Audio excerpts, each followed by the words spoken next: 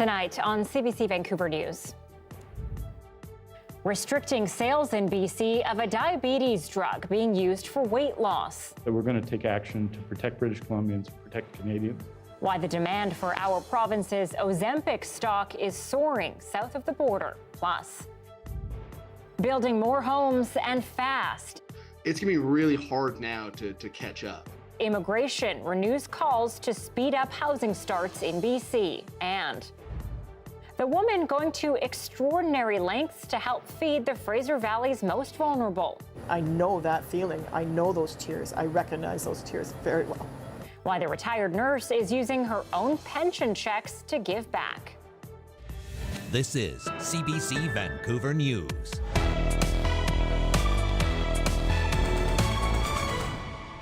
Good evening and thanks for joining us. I'm Anita Bathe. We begin tonight with the latest in the alleged abuse of students at two prominent Vancouver Catholic high schools. Recently, the Archdiocese of Vancouver and at St. Thomas More Collegiate School were named in a class action lawsuit which claims abusive teachers targeted students for decades. Now, both organizations have filed their own lawsuits, saying they are not to blame. The CBC's Dan Burrett joins us live now. Dan, what is the argument being put forward in this new pair of claims? The Archdiocese and St. Thomas More argue the teachers themselves would be to blame for any alleged abuse, Anita. Those teachers were reportedly transferred to our province from the notorious Mount Cashel orphanage in Newfoundland. The Archdiocese argues the BC Education Ministry could also be liable for allegedly reinstating one of the teacher's certificates after his criminal charge was overturned. St. Thomas More says blame would lie with the people who sent the teachers to BC in the first place, that being the Catholic order known as the Christian Brothers. The lawsuits come weeks after the original suit was certified as a class action, which lawyers said paved the way for up to 65 survivors from the Vancouver area to come forward. None of the allegations have been proven in court. Dan, how are the alleged victims of this abuse responding? The lawyer for former students who claim they were abused says they are disappointed, but they're not surprised. There's a sense again that this is just all part of the ongoing history of refusing to accept responsibility for decisions that were made by the schools themselves. St. Thomas More and the Archdiocese also want to be exempted from any financial liability. The school declined to comment to CBC News on the new suit, and we have not heard back yet from the Archdiocese. Anita. Dan Burrett live tonight. Thank you. Well, Ozempic is a diabetes drug that's been widely misused for weight loss, making its demand soar in the past year. And now this province is trying to protect its supply. Lindsay Duncombe has more on what BC is doing to prevent Americans from getting their hands on it. Colin Taylor has type 2 diabetes. He takes the drug Ozempic to control his blood sugar. Supply is tight, and he just learned American patients are part of the problem. I was quite shocked that we're not keeping our supplies here. We're shipping them down across the line, and it's affecting us. BC now says it will move to restrict access of Ozempic to out-of-country patients. Currently, we don't have a shortage of Ozempic, but the trend is in that direction, and action is required. In the first 2 months of the year, more than 15,000 Ozempic prescriptions went from BC to the United States. That's more than 15% of all scripts written for the drug. The average American demand for BC drugs is just 0.5%. This is concerning, and in my view, it has to stop.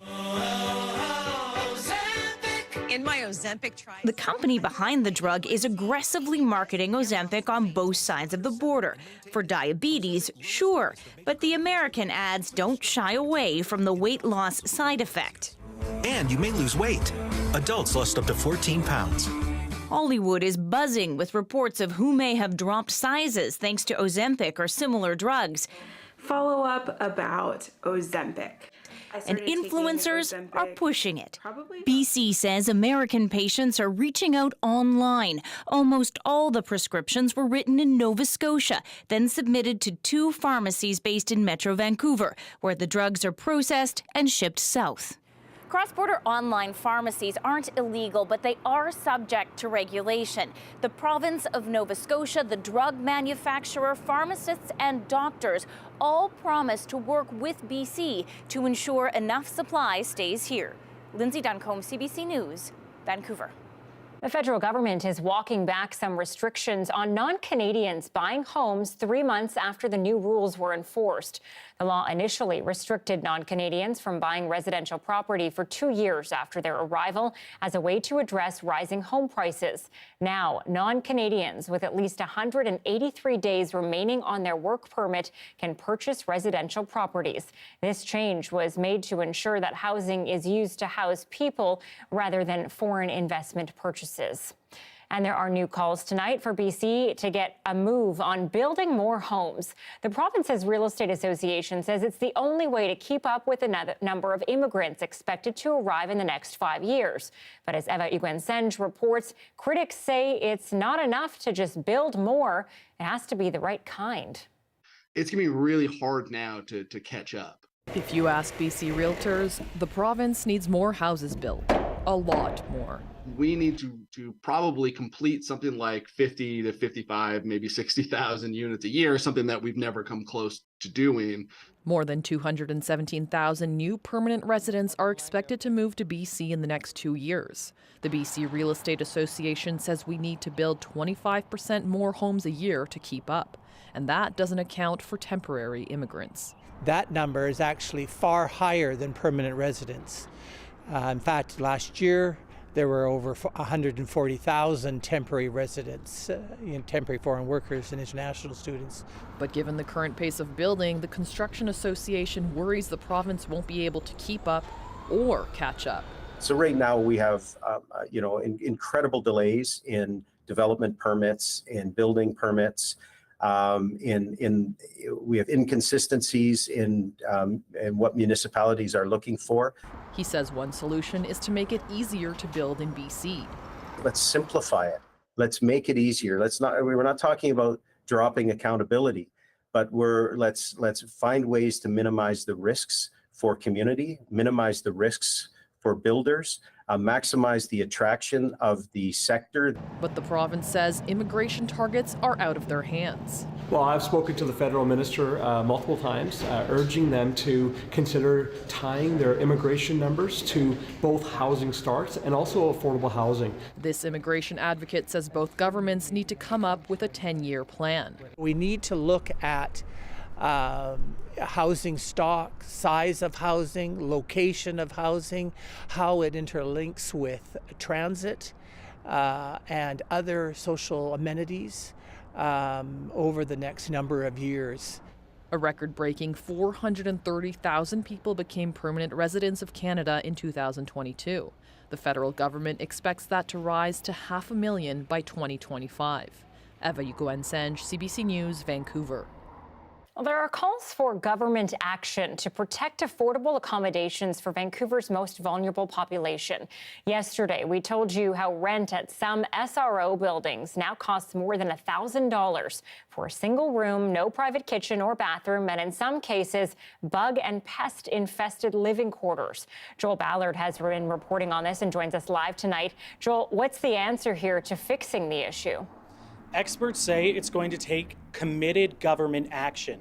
SRO hotels have long served as an affordable housing option for those with low income. But at some privately owned and managed SROs, the rent keeps climbing. In some cases, $1,300 a month for a small single room, no more than 300 square feet in size. And a quick search on Facebook Marketplace brings up a pair of SROs that are listing their units for more than $1,000 a month. Advocates say the rent keeps climbing and the conditions keep deteriorating, creating significant financial barriers for the city's most vulnerable population and pushing them towards homelessness. For a long time, they met the needs of the lowest income people. For a long time, they were the last stop before homelessness. Well, that little stock of housing, which was the last stop before homelessness, is shrinking by the day. And there's nothing you can do to stop it unless governments take action. So what is that action? Peterson says there are concrete steps that could tackle the issue. Local and provincial governments can develop strong vacancy control policies that would place limits on how much rent can be increased, not just yearly, but between tenancies. The properties can be purchased by different levels of government. Government can then ensure they remain affordable and also manage the upkeep and renovations. Or the properties can be purchased and managed by not-for-profit organizations, like the Downtown Eastside Community Land Trust, which establishes tenant-centered governance. Okay, so Joel, yesterday the province only gave you a statement about all of this. You actually managed to talk to Housing Minister Ravi Kahlon today, though. What did he say? Yes, I did, and here's a bit of our conversation. Minister Kahlon, we're seeing rent prices at some privately owned SROs soaring way past the point of affordability. What specific action is your government taking to try and bring those rents down? Well, SROs that are on the private market, of course, operate just like the private market. They have a rent cap in place, so 2%, just like the rest of the rental market. That is in place right now to ensure that they can't raise the rates any higher than that. You know, you talk about the rent cap. One of the issues that we're seeing is not the yearly increase, but the increase in rent between tenancies. Has your government looked into the idea of vacancy control that's tied to the unit, but not necessarily the tenant? Yeah, we certainly know some advocates have been calling for that. We are looking at what we can do. Right now, we're not looking at vacancy control. But that being said, we will explore other measures that we can put in place to ensure rental protections are there for renters. There's also suggestions that the province could buy privately owned SROs to keep the rent affordable and keep the conditions livable. Will you do that, and when? Well, we always are looking for opportunities. We don't want to lose any spaces. If the market is right now, there's something being sold, we of course will consider it. But our goal right now is to build affordable housing, supportive housing for those that need it most. Over the weekend, the province did announce that they will be building 330 new units in the downtown east side by the end of June, and they will consist of a mix of modular housing and SRO units. Joel Ballard reporting live tonight. Thanks, Joel. A memorial has been set up outside a busy downtown Vancouver Starbucks for the man fatally stabbed on Sunday. Police say 37-year-old Paul Schmidt and another man got into a brief altercation on the corner of Granville and Pender Streets just after 5:30. Schmidt's mother told CBC News the fatal encounter took place when Paul was picking up his wife from work and their 3.5-year-old daughter was in tow. She said his wife went into the coffee shop to buy drinks while he stayed outside holding their daughter. The head of the Downtown Business Association says community safety continues to be top of mind. I think it's important that we continue to work with the local government, the provincial government, to keep community safety top of mind. Obviously, we're in close communication with VPD, we're in close communication with the city, and we've been advocating for increased presence of police in downtown Vancouver. And we're starting to see that happen. An officer was on scene within moments of the stabbing. 32-year-old Inderdeep Gosal was arrested inside the coffee shop shortly after what police describe as a random attack. He's charged with second-degree murder. Now, in Victoria, crime and public safety was top of mind during question period today in the wake of Paul Schmidt's death at the Vancouver Starbucks. CBC's Justin McElroy was there as it all unfolded, and he joins us live today from the legislature. Justin, there was a marked difference in the tone of today's discussions, eh? Yeah, no pounding on desks, no ad hominem insults, no heckling from the other benches. Instead, 7 straight questions by the BC Liberals on questions of crime and safety in communities sparked by Schmidt's death, and the NDP government responding without insults their own way or without pointing fingers, trying to say what they've been doing in their minds over the past few years on this topic. Have a listen to a bit of the final question and answer. Under this Premier's watch, homelessness, encampments, and public safety has all gotten worse. This has been the former Attorney General and now the Premier's responsibility for years, not months or weeks, but for years.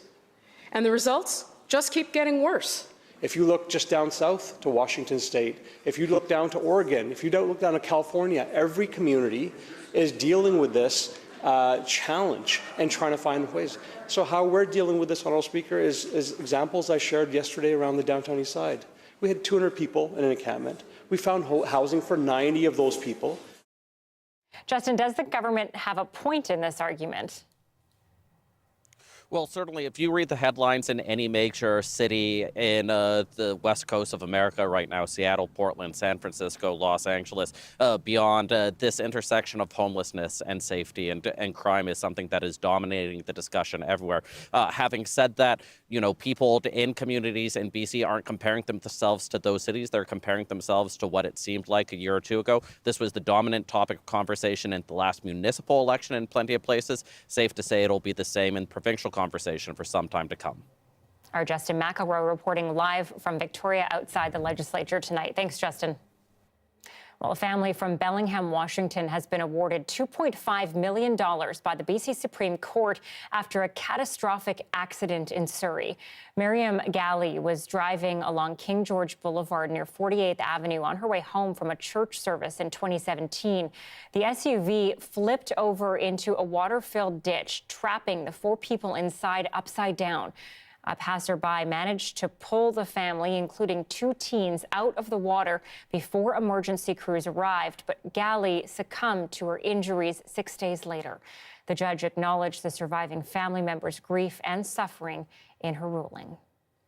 Vancouver City Council is restricting the sale of bear spray. A new bylaw means business owners can't sell the product to anyone under the age of 19. I know that it's used for a variety of reasons, including for criminal activities, but recognize also that carrying bear spray is a legitimate self-defense tool that many people employ. People 19 and over will have to provide identification, and retailers need to keep a record for a year of consumers who have purchased the spray.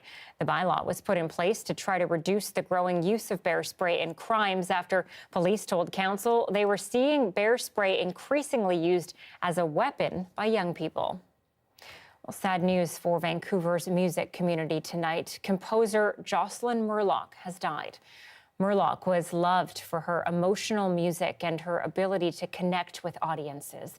Her work, My Name is Amanda Todd, picked up a Juno for Best Orchestral Work in 2018.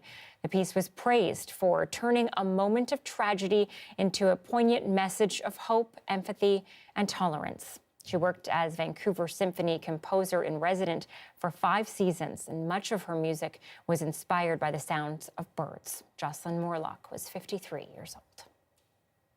The stars are aligning for astronomy enthusiasts in BC. 5 planets are set to line up in the sky just after sunset this evening. Now, the orbits of the 5 planets, Mercury, Venus, Mars, Jupiter, and Uranus, are expected to be visible in a row. If you want to catch a glimpse, places with clear views of the western horizon are recommended, like English Bay and Third Beach and Stanley Park if you're in Vancouver. Environment Canada has forecast a clear night sky, so the planets will be visible all over the province. But heading away from the city lights will give you the best chance to see all 5. Oh, I can't wait to take a look. I think I'll be spending the evening in my backyard just staring up at the sky tonight. Do you have a telescope? I don't. I wish I did. Yeah, it's days like this that I wish I had invested in one. But there is an app I think you can use that will show you where everything is. So yeah, take a look. It'll be interesting tonight. And clear conditions for this as well tonight, which is great news. We did have some warnings around weather for the coast for Vancouver and along Vancouver Island. Lots of wind warnings. Wind today into tonight, and it will die down into tomorrow morning. So I'm not sure if you got out earlier today, but it was quite windy. 50 kilometers an hour for Greater Victoria along the coast for Vancouver, up to 40 kilometers. Same for Tofino, 20 for Nanaimo and Campbell River. It will die down, like I said, by tomorrow morning. And mostly sunny conditions. The sun sets at 7:37 under clear conditions, rises tomorrow just before 7 a.m. Sunny again for tomorrow, 13 degrees with a little bit of wind in the morning, but that will die down at around noontime. Now, how long is this sunshine going to stick around? I'll have that answer coming up. That's what we're all dying to know, Kuljit. We'll talk to you soon. It's nearly 1 week into Ramadan, one of the holiest months in the Islamic calendar. And Muslim community members say they want to teach neighbors about the true meaning of the month. Our Zara Premji takes us beyond the fasting. When you think of Ramadan, what comes to mind? Probably fasting, no eating from sunrise to sunset, family time, prayers, and celebration. But Ramadan is definitely more than just fasting. That's just, this piece of this pie. People just focus on the eating and drinking, and it's a lot more than eating and drinking.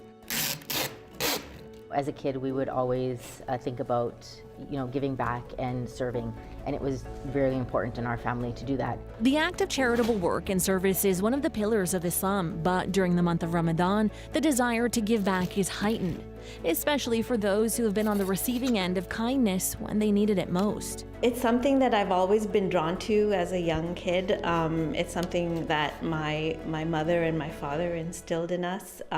When we first moved to Canada, we came here as refugees, and just seeing the outpour of love and support from our community, especially our neighbors. And much like Christmas hampers, there are Ramadan hampers. We want to make sure that the families who are fasting have food on their table at the time of breaking their fast. So we provide food hampers to families who are who could use a little bit of support, because right now, as you know, food prices are just skyrocketing. And it doesn't stop there. We also go out and support the community at large, right? So we do a lot of work around working with the Richmond Food Bank. And no matter what sect of Islam, the spirit of giving and working together has broken past those borders. Fundraising happening in different masjids, jamaat khanas, and even churches and grocery stores during this holy month. In our Smiley community, we actually have the Ramadan food drive. And in all of our jamaat khanas, we're allowed to bring non-perishable food items, and then we donate to several different food banks across the Lower Mainland. But why do this all? 11-year-old Amira says the answer is simple. It feels really good to just know that I'm helping other people and that they've helped me so much in my life, and that I can really give back to my community like that. Her family says volunteerism was embedded in them from a very young age. It's a really humbling experience, and it brings a lot of happiness to me and also my family, because it's a way to spend time and also give back to the community and kind of leave a legacy. And this family intends to see this service through for generations to come.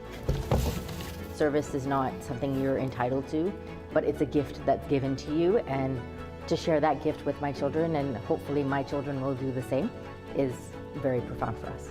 Now, members of the Muslim community say if you want to give back, you don't have to wait for the month of Ramadan. There's 365 days a year to lend a helping hand. Ramadan Mubarak. Zara Premji, CBC News, Vancouver. A woman from Chilliwack is going to extraordinary lengths to help feed low-income seniors and the homeless in her community. The retired nurse is using her pension checks to run Tidal Foods, a company that sells meat and other food items at affordable prices. Take a look. I love coming in here. Good prices and always nice smiles. Thank you. My name is Brigitte Crosby. I am the owner of Tidal Foods. It's basically a meat shop. We chose meat because that's the most expensive part of somebody's groceries. All of our pricing is significantly lower than the bigger box stores. Our ribeye is $8 a pound cheaper here than what you're going to get in the store. And our strip loin, it's all AAA. Strip loin is $6 a pound cheaper here. The big thing in my mind is if I could give this price and I'm just a person off the street that's an advocate in our community, then how come the bigger box stores can't give it at a much lower price? I worked at Fraser Health, the hospital, for 35 years. I retired last year. I run this now on my pension check. I don't need to make the money that other people think they need to make in business. I think it's more important to genuinely care about somebody and what people are going through. So you don't have to leave a tip, hun. If you do, it goes to our seniors packages. Sometimes people leave us tips on the debit machine. We choose to put those tips towards our seniors package. So low-income seniors that are struggling in our city are going to get this package for $50 once a month. I'm on a pension, a senior pension, and the 95% of my pension goes for rent. with the cost of food going up and the cost of meat, it's exorbitant. If it wasn't for Brigida's place at Tidal Foods, we wouldn't be able to eat meat in my meals. You know, I'm very thankful that I've got Brigida. I'm the type of person that wants to feed everybody. I'm Italian. I feed the world, right? If I could, I just can't. It's hard to find certain foods like that the kids will eat, and when I saw that Brigida had some of those foods for a lot cheaper than the main stores, it was a no-brainer. Main stores charge so much for things, so you have to rearrange your budgeting in order to fit what you need for the kids, and sometimes we would go without just to make sure the kids would have what they need. This is actually the food that I use for the homeless when I'm making food on the street. In 2013, I had left a marriage because of domestic violence, and like 70% of the girls on the street right now, I became homeless. To be hungry and know you're not sleeping, you're sleeping on a concrete pillow, and then you have to eat out of the garbage is the worst thing in the world. And so when I see people coming in here and I see people on the street, I know that feeling. I know those tears. I recognize those tears very well. It's the hardest thing people go through. You know, you don't recognize that it's going to be you, and it can be. There's literally thousands of people that are being assisted in one way, shape, or form. From homeless people, seniors with a limited income, people who are on a marginal food budget. All these people are getting assistance from her. So I've started volunteering here about a year and a half ago. At Christmas time, the production of over 1,010 actually, meals for people around the community of Chilliwack that you were needing some food. There's a big need in the community that's not being filled in any other way. Oh, thank you very much. Because of all the work Brigida and Tony has done, we're able to provide for our family. We're a family of 8. It's just so helpful. I don't know what I would do without them. For Tidal, I'd like to see it grow right eventually, go through British Columbia and then across Canada. And people know that we're going to be here for them. I think that's the biggest thing. She's a big part of this community. Because if it wasn't for her, a lot of us wouldn't eat properly. I only wish there was more Brigidas in the world. Because you really never know how bad it is, and people don't always come forward. And I didn't come forward either. I just was so ashamed, you know. And to reach out and just say, hey, are you okay? That's really an important thing to do, and show that empathy and kindness and make sure you love people. With a big budget shortfall projected under cloudy economic skies, the federal government is still doling out some cash. So where's it going, and who might be paying for it? Next.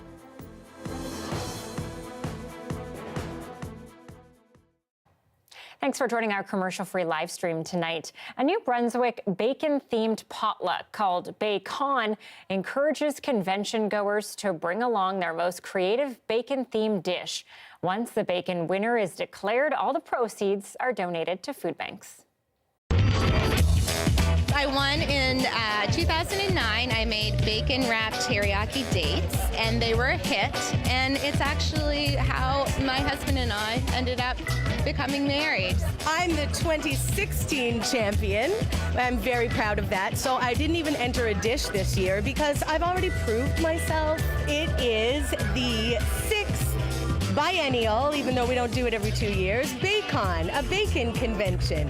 We're a fun group of friends who like food and giggles, and we decided in 2009 that we should have a bacon conference and call it the Bacon. Bacon is better. We've done it 6 times now over 14 years, 2009, 2011, 2014, 16, 2020, and now 2023. It's basically a big potluck. People bring bacon-inspired dishes, and they've gotten more and more outrageous over the years because you've really got to bring your A game to win now. Not only do we want to experience the wonder of Bacon, we totally feel that we can win. Usually our judges don't last more than 1 term because you have to taste everything, and then you have to spend the next 3 years recovering from eating all of that bacon. I always find that sweets are weird. But I think the most intense thing I ever sampled was shake and bake bacon. It was so salty, like you could put it in your mouth and you could feel all of the moisture leave your body. Artery clogging delicious. We do a donation to the food bank Alimentaire Depot. In the past, we would do like a can drive, but in recent years, we've been doing it as a cash donation. The food depot can stretch cash donations so much further. We're doing a 50-50, and so the 50-50 winnings will go to the Moncton Food Bank.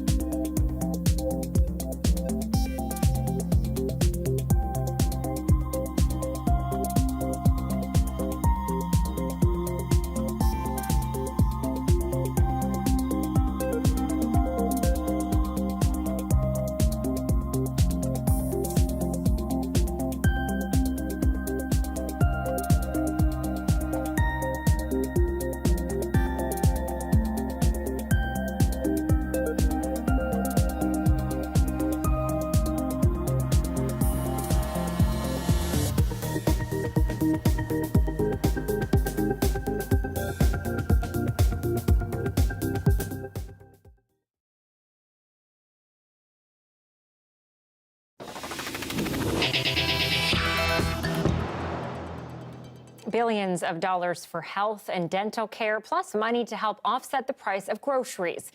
The federal government's latest budget has been unveiled, and as Rafi Boudjikanian reports, it all comes at a hefty cost.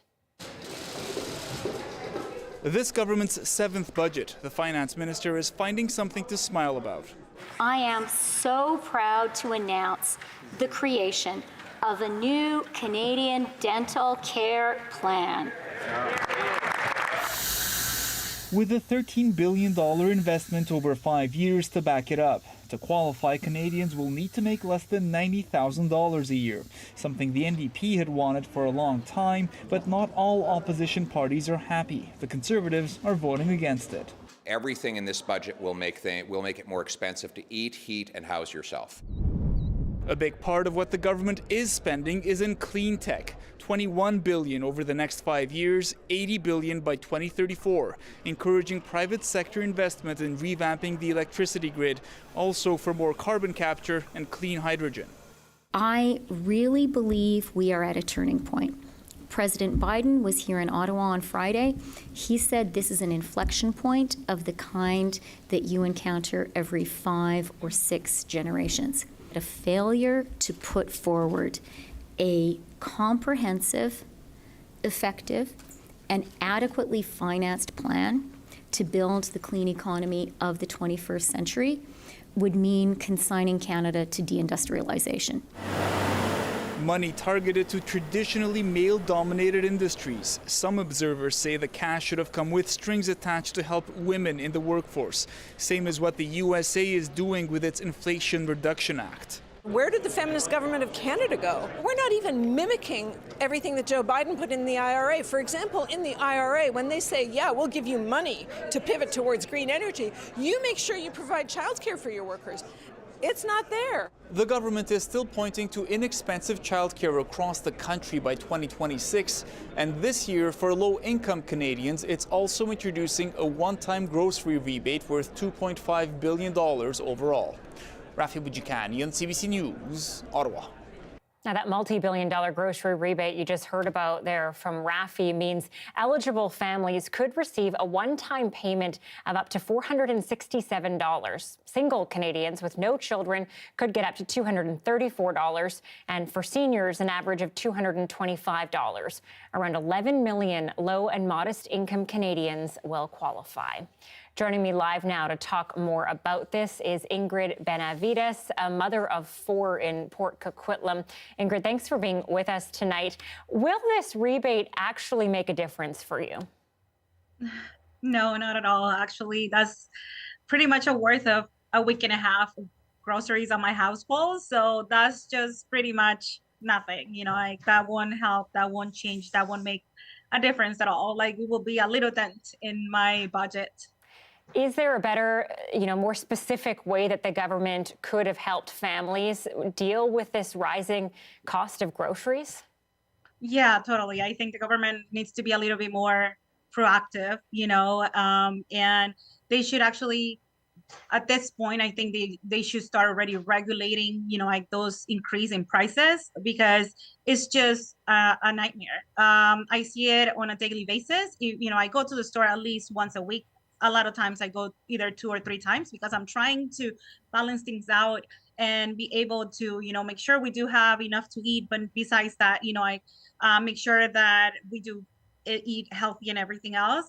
But I see how, the big chains are doing all this, getting all this profit, from all the money, like all the prices going up. But at the same time, I do see like on my bill every time, it's at least $20 to $30 more every time I go to the grocery store. So it's just something that I cannot, I understand. And I don't understand how the government just think, giving a little bit of money, it's going to help, with the problem. That's not the problem. It's like the big chains are just keep raising prices and getting huge profit.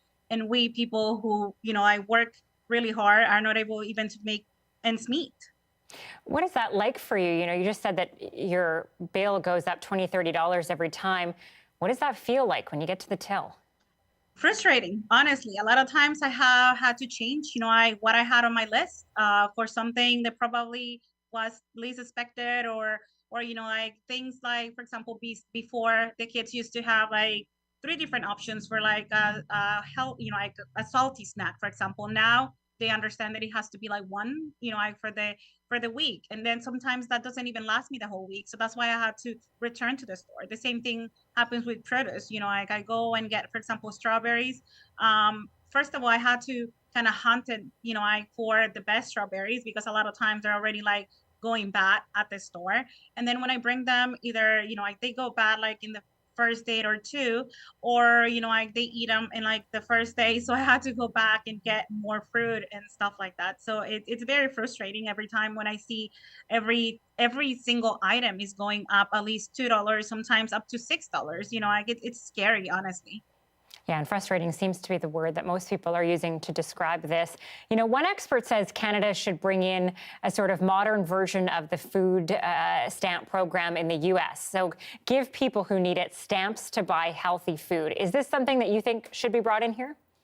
Yes, I'm actually concerned. Not just, we are a big family, but at the same time, I have here like so many seniors are actually crumbling up into like being able to get medicine, like they actually need, and also like be able to afford something as simple as milk or like any healthy food in general. So I think that would be a great idea to actually be able to help, because I also know many friends, like they're not able to afford healthy anything. So they're pretty much, getting a lot of junk food from the, a lot of times from the dollar store, because they're not able to afford that. So I don't think, we're in a first world country. I don't think people should be, like live like that and actually feel frustrated and sad that they're not able to afford any healthy food for their own kids. Ingrid, thank you so much for joining us live tonight and for your time. Thank you. A day after a deadly school shooting in Nashville, more calls in the U.S. to curb gun violence. Why there's not much hope for meaningful action. Next.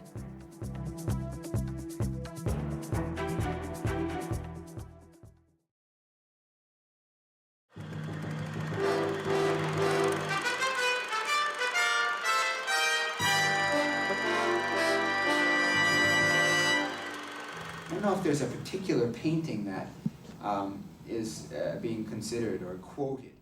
Professor Jerry Wasserman is just the right age for UBC. He likely won't retire until the 21st century. The university wants to hire more professors his age. But it can't if a recent BC Supreme Court decision stands. The decision says people can't be discriminated against because of age, so elderly professors can work as long as they want. It's a short-term problem, but it's a very serious short-term problem. The problem is demand for young academics is becoming intense as universities try to replace elderly professors that are teaching now. UBC wants to get into the bidding war, but it can't afford to unless it enforces mandatory retirement.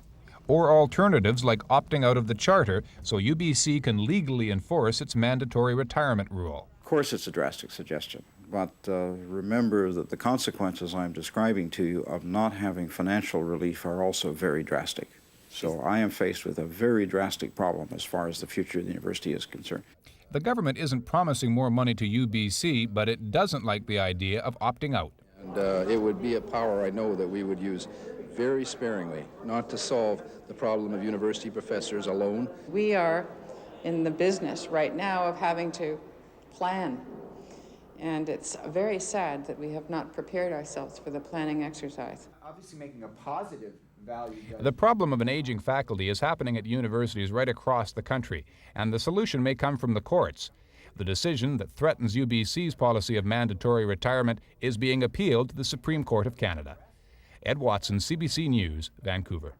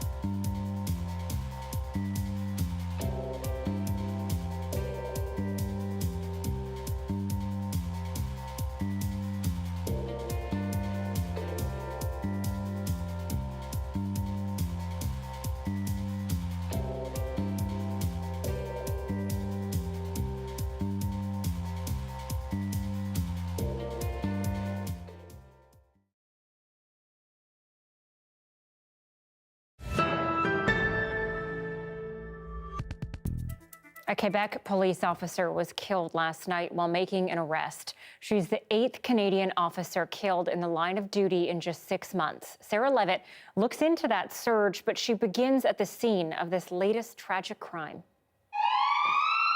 It was meant to be a routine arrest, but it quickly turned deadly. Police say 2 officers were confronted by a suspect with a knife. As his rights were being read, the suspect stabbed one of the officers and she fell from the second-floor balcony to the sidewalk below. 2 other officers then arrived on the scene. Stéphane Caron lives in the same building as the suspect and says he heard 4 gunshots. Police confirm officers fired and the suspect was killed.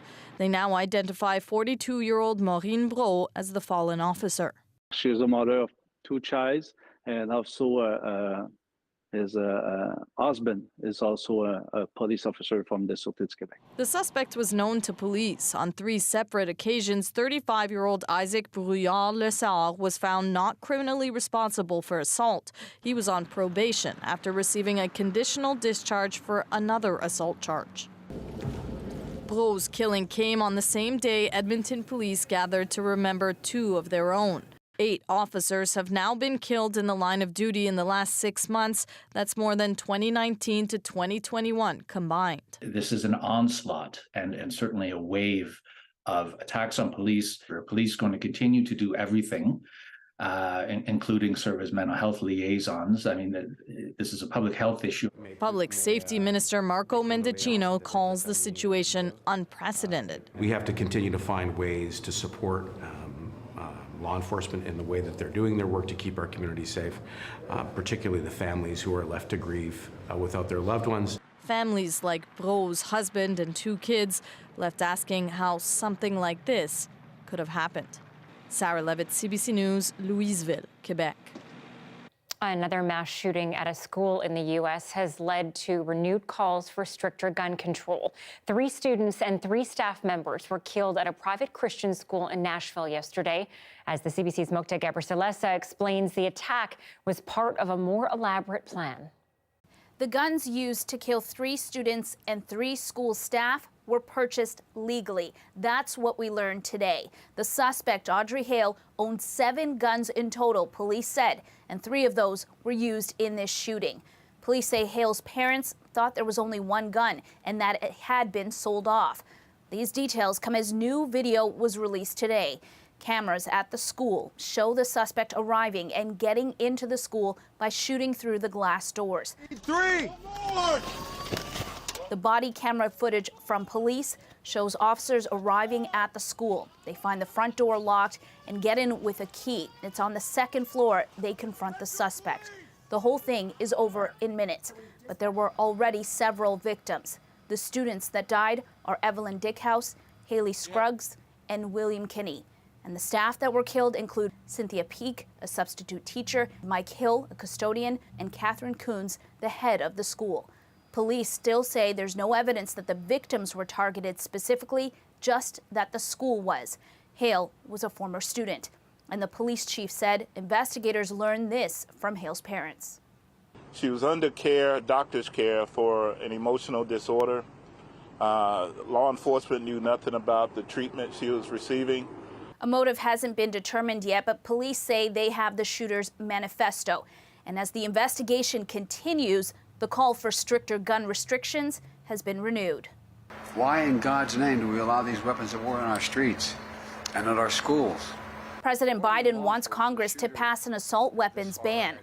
As the politicians continue to disagree, this community and many more continue to mourn the many victims lost to gun violence. Mokta Gebrselassie, CBC News, Washington.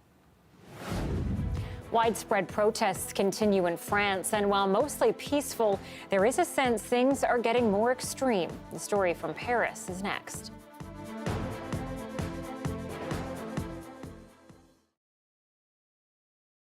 I'm Brian Fernandez, and I started the Ketchup Wars. When I went to the grocery store, we always pick up Heinz ketchup. And I noticed just below it a new bottle by French's. What caught my attention was a big Canadian flag on the front.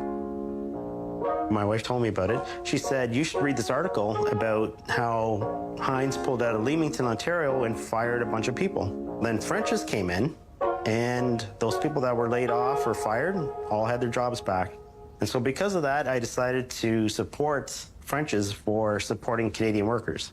I put it out there on February 23rd as a post, and I got a call from a Vancouver radio station saying, how do you feel about your post going viral? I had no idea what he was talking about. I said, you need to go on your Facebook.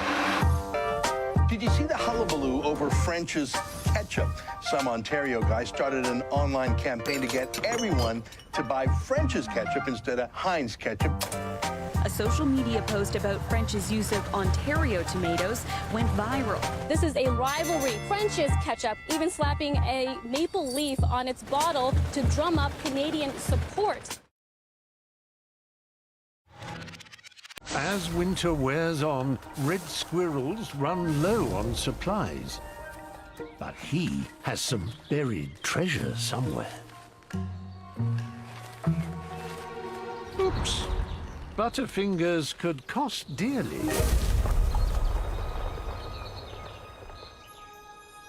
Thieves are everywhere.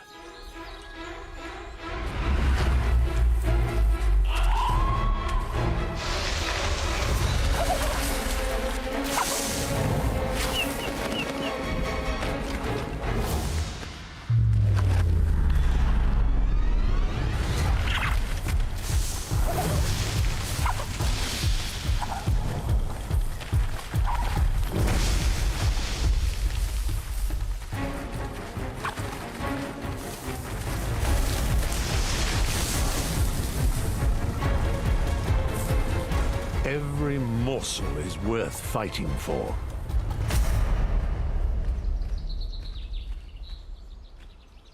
peace at last.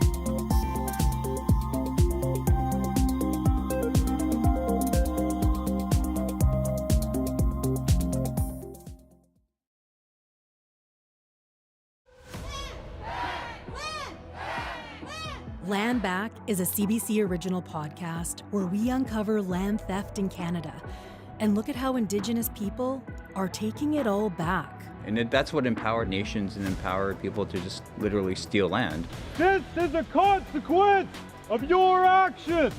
And it's time to give land back.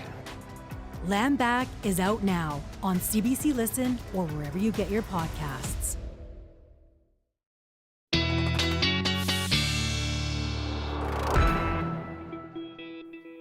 Meteorologist Johanna Wagstaff is away tonight. Kuljit Kayla is here. Kuljit, I gotta say, this sunshine is pretty incredible.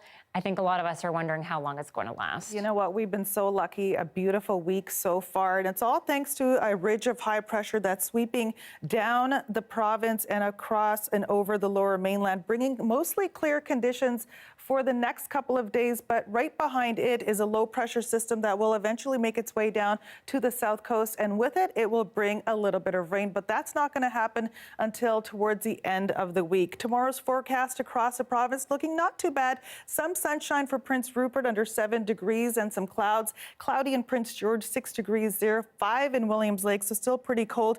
13 degrees for Kelowna, some sunshine, so nice double-digit temperatures for the south coast, the southern interior rather. 10 degrees in Cranbrook, mostly sunny conditions. So sunshine will last here and across parts of the province as well. Some of the stats for today, today's high was 13 degrees. Average around this time is 11, so it is feeling a little bit warmer than usual. Today's low will be 7 degrees. The average is 3.8, so warmer even overnight. Winds tonight, 40 kilometers an hour by the water. They will die down by tomorrow morning. Humidity is sitting at only 36%, so it's feeling a little bit drier as well. That rain, as I was mentioning, will come by around Friday morning, about 25 millimeters of rain expected. That's the most amount of rain we'll have as that kicks off rain for the weekend on and off. But we've got a couple of sunny days before we get to the weekend, so this rain will stick around. Light showers for Saturday and Sunday. Some sunshine returning for Monday with some light showers on and off for Monday and Tuesday. So really soak up the weather today and for the next 2 days because that rain is on its way. Anita? Oh, I plan to. Thanks, Kuljit. You're welcome.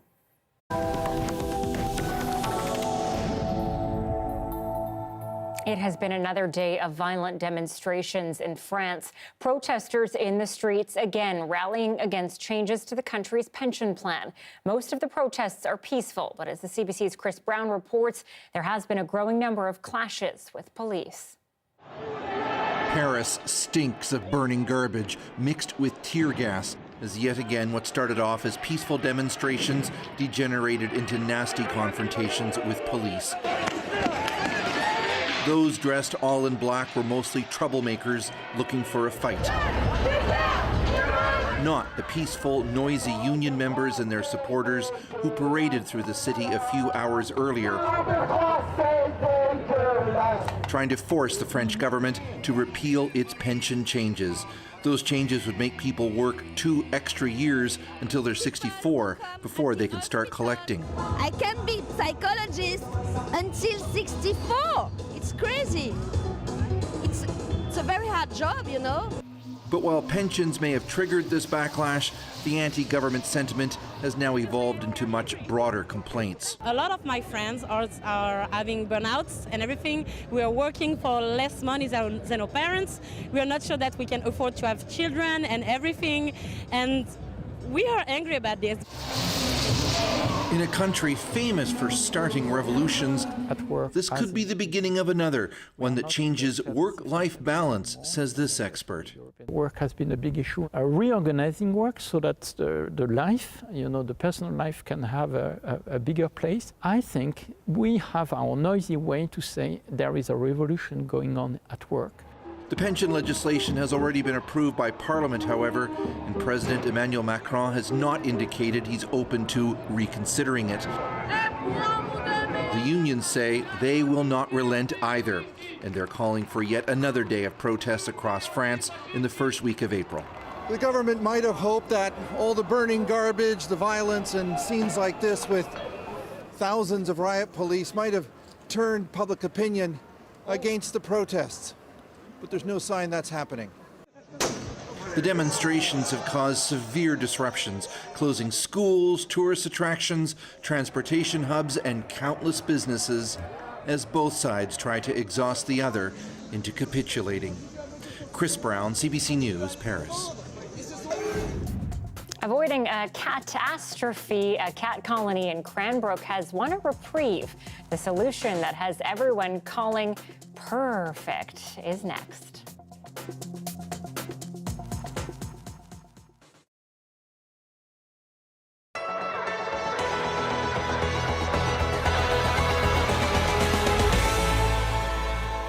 So I grew up in a household that valued reading and writing very heavily. Both my parents are teachers, my mom is a writer, and so that habit of writing was encouraged very early on, imagination as well. So that was something that was always very important to me. And then when I started school, and as I got into upper grades, creativity in writing was less and less encouraged. It became very formulaic and very analytical, and don't get me wrong, I love analyzing poetry and literature, but there is less room now for creativity in writing, as well as exploring different writing styles, like journalism.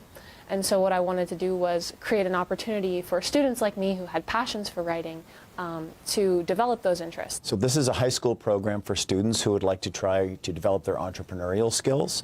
They apply to get into this program. It's 2 credits, and Lily's one of the students who joined us in first semester. And they come here and they work on exploring their passions and interests, and ideally it takes shape as a project, and I am here to support them in that work. I have always wanted to work for a student newspaper. And when I got to high school, there wasn't one. I've always been interested in journalism and creative writing as well, but that's been something I've been able to pursue on my own time, whereas journalism, I really had no opportunities to encounter it. So when I started high school, I was excited to join the student newspaper, and that just didn't exist. And so I realized, well, that doesn't have to be the case. I can start something for students in my position to publish writing, journalism or creative writing, and to give them those opportunities. I just thought what she was doing was really interesting and really cool, and I think that all schools should have the opportunity of having a newspaper. I'm really lucky at Harborview to be able to have one. It was something that drew me to the school in grade 9, and I immediately joined, and I think her wanting to have one for St. John High and just all of New Brunswick was a really cool initiative, so I wanted to participate in that. Any adult who reads the site, what I want them to take away is the unique student ideas and youth ideas that are represented. It's been overwhelmingly positive. The site's views are far beyond what I expected. I thought maybe, the students, their parents, a few of their peers, but we're nearing 2,000 views now on our articles, and it's only been almost 2 months. And we have over 100 subscribers now, and our Instagram and our social media that we use to promote it is all very well circulated. So the response has been so positive, and it's great to see the community embrace this opportunity and idea. She doesn't go small. She likes to think about big ideas. She likes to ponder possibilities that are really ambitious. So in that sense, I wasn't surprised that she had an idea for something that would be a provincial in scope, but it's great to aim really high. It's an age where if you make mistakes, it doesn't cost you any money. It's a great time to learn. So go big, and then you can go home at the end of the day.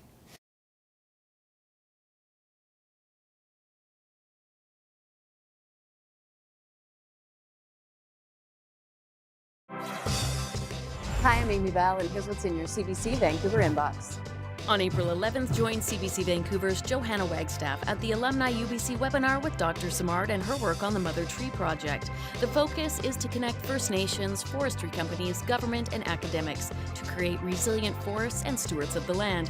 Register at alumni.ubc.ca. And on April 15th, join CBC at the Vancouver Vaisakhi Festival, a Sikh celebration of the coming of a new year.